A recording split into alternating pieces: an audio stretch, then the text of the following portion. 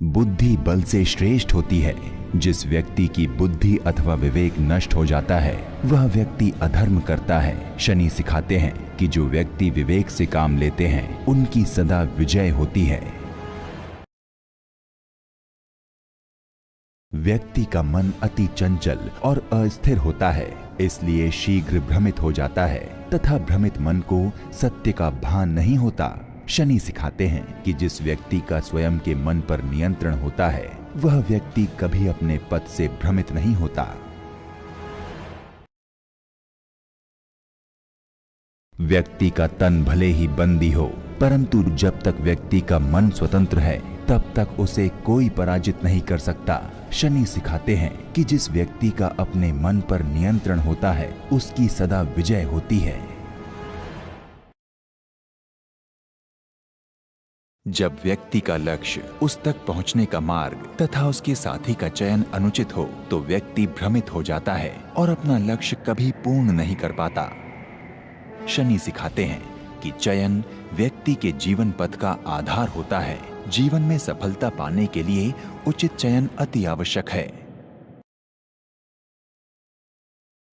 जब व्यक्ति दूसरों के लिए बुरी कामना करता है या दुर्भावनापूर्ण विचार रखता है तो स्वयं उसके साथ ही बुरा होता है। शनि सिखाते हैं कि व्यक्ति जैसी कामना दूसरों के लिए करता है वैसे ही परिणाम उसे भी भोगने पड़ते हैं।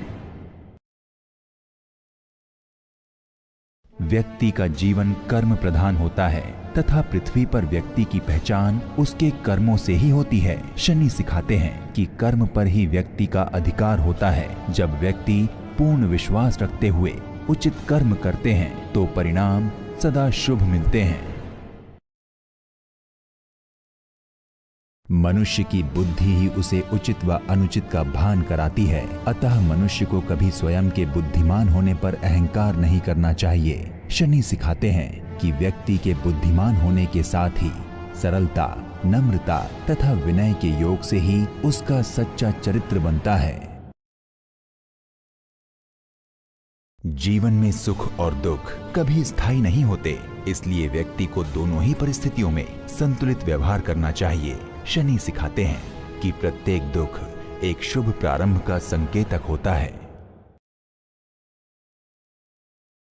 नींद स्वाभाविक रूप से कड़वा होता है, परंतु उसके गुण सदा व्यक्ति का उपचार करते हैं। उसी प्रकार सत्य भी कड़वा होता है, परंतु सत्य से कभी किसी का अहित नहीं होता। शनि सिखाते हैं कि सत्य कड़वा अवश्य होता है, परंतु उसे स्वीकारने के परिणाम सदा शुभ होते हैं।